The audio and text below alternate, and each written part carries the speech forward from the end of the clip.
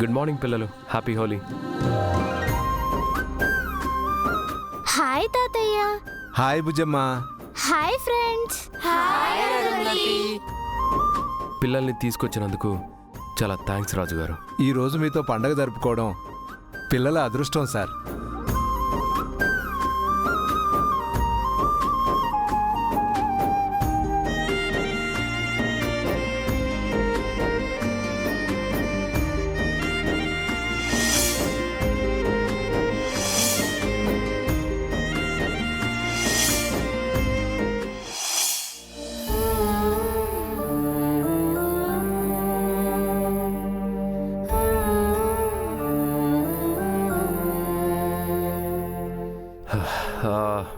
పిల్లలు, మీరు కూడా వైట్ అండ్ వైట్ డ్రెస్ వేసుకుంటారా? అయ్యో అదేం వద్దు సార్. పర్లేదు రాజు గారు, పిల్లలు ఆశపడుతున్నారు. ఇప్పటికిప్పుడు ఇంతమంది పిల్లలకు వైట్ డ్రెస్ అంటే కష్టం కదా sir. Rathod. No problem sir, నేను అరేంజ్ చేస్తాను. కాసేపట్లో మీరు కూడా వైట్ అండ్ వైట్ డ్రెస్ వేసుకోబోతున్నారు. మనం అంతా కలిసి హ్యాపీగా హోలీ చేసుకోబోతున్నాం.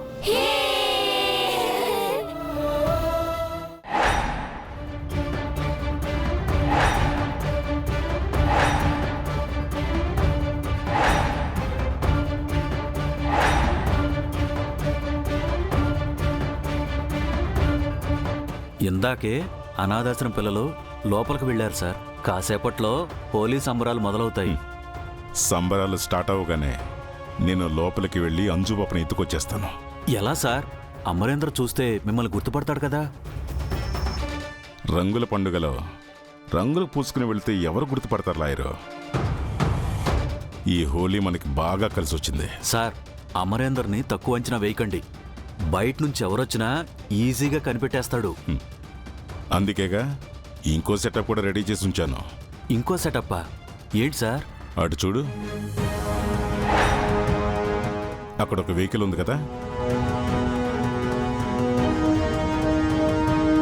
అది మనదే. అందులో కిడ్నాప్కి కావాల్సిన అసలైంది ఉంది. దాంతోనే అంజుని ఎత్తుకురాబోతున్నాను. ఏంటి సార్ అది? ముందే చెప్తే కిక్కే ఉంటుంది లాయరు, నువ్వే చూస్తావుగా. సస్పెన్స్ ఎందుకు సార్? అసలు ఆ వెహికల్లో ఏముందో చెప్పొచ్చు కదా. నేను చెప్పడం కన్నా నువ్వు చూస్తేనే బాగుంటుంది lawyer. Just wait and see.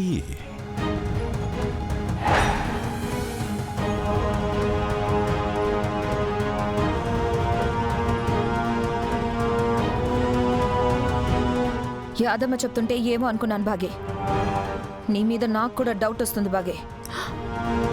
నన్ను అనుమానిస్తున్నావు మనోహరి? నిప్పు లాంటి నాలో తప్పులు ఎతుకుతున్నావా? ఇక నేను ఇంట్లో ఉండలేను. ఇప్పుడే వెళ్ళిపోతాను.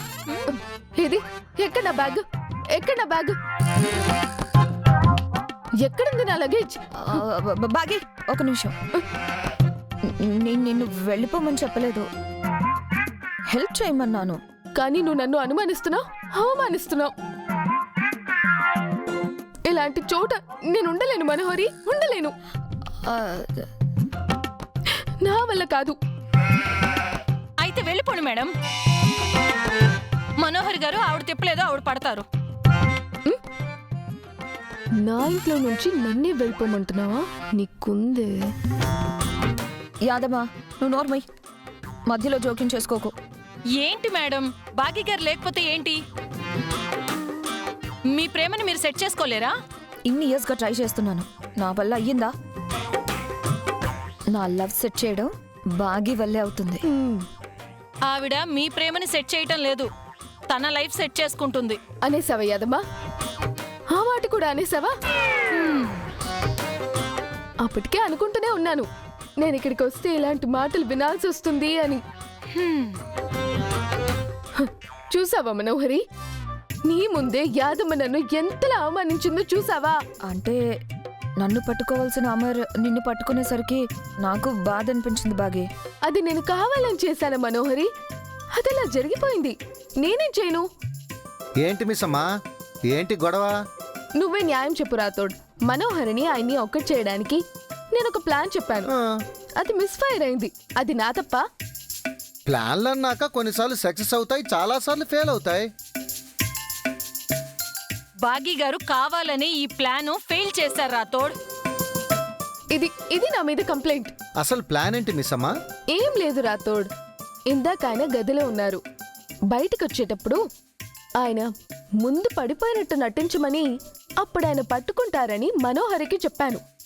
నటించడం తన వల్ల కాదు అనంటే నేను నటించి చూపించాను. అప్పుడే ఆయన వచ్చి నన్ను పట్టుకున్నారు. హ్మ్, అది నా తప్ప? చెప్పు, అది నా తప్ప?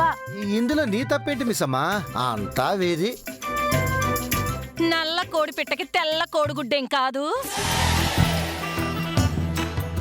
ఇదంతా బాగీ గారి ప్రీ ప్లాన్.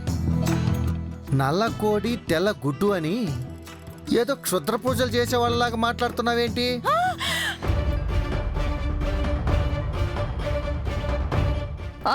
రాథోడ్, నాకు ఈ విషయంలో అయితే అన్యాయం జరిగింది రాథోడ్. నేను అమర్ని మిస్ అయ్యాను. ఒక పని చేయి మనోహరి, నువ్వు ఎంత బాధపడుతున్నావు కాబట్టి నెక్స్ట్ టైం మిస్ అవ్వకుండా ఇంకొకసారి ప్రాక్టీస్ చేయి. ఎవరితో ప్రాక్టీస్ చేయను? రాథోడ్ ఉన్నాడు కదా. రాథోడ్, కాసేపు నువ్వు ఆయన అనుకో, నువ్వు అటు నుంచి రా. ఆ, మ్. మనోహరి, నువ్వు రాథోడ్ ముందు పడిపోయినట్టు నటించు. వెళ్ళు.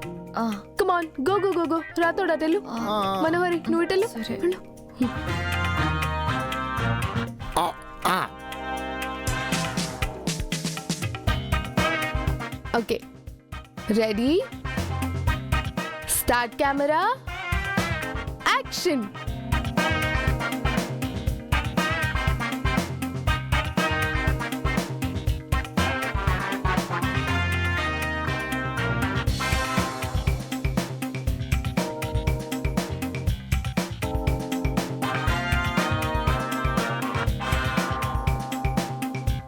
హీరో పట్టుకుంటే బాగుంటుంది కానీ కమెడియన్ పట్టుకుంటే ఏం బాగుంటుంది?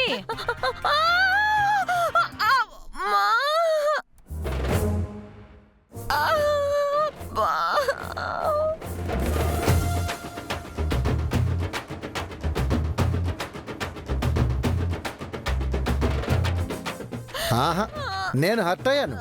రాథోడ్, ఆ, పట్టుకోకుండా ఎందుకు వదిలేసావు? ఎలా పట్టుకోమంటారు మేడం? ఆవిడ నన్ను కమీడియన్ అని ఇన్సల్ట్ చేసింది.